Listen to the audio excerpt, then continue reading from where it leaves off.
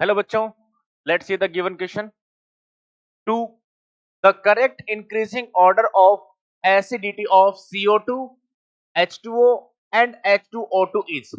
आपको CO2, H2O और H2O2 के एसिडिक नेचर का करेक्ट ऑर्डर बताना है.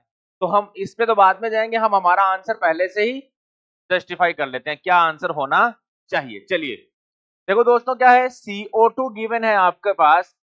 एक तो CO2 दिया हुआ है और एक आपको दिया हुआ है. सबसे पहले आप H2O की बात कर लीजिए.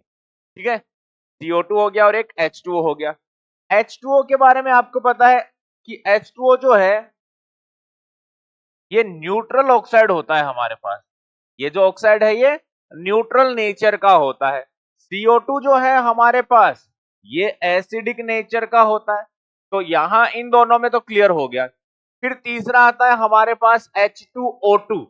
दोस्तों H2O2 जो है ये एसिडिक नेचर का हमारा ऑक्साइड कह सकते हैं आप, यानी हाइड्रोजन पर ऑक्साइड जो है वो एसिडिक नेचर का होता है.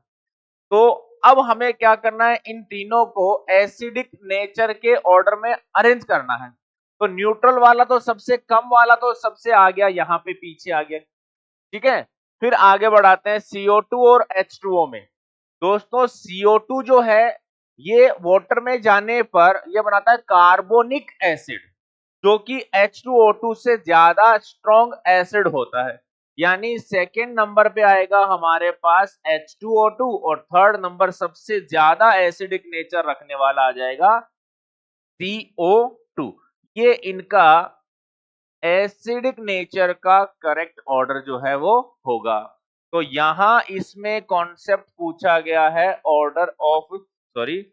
ऑर्डर ऑफ एसिडिक नेचर में, तो उसको आप लिख सकते हैं बाय यूजिंग कॉन्सेप्ट. क्या बोलेंगे हम,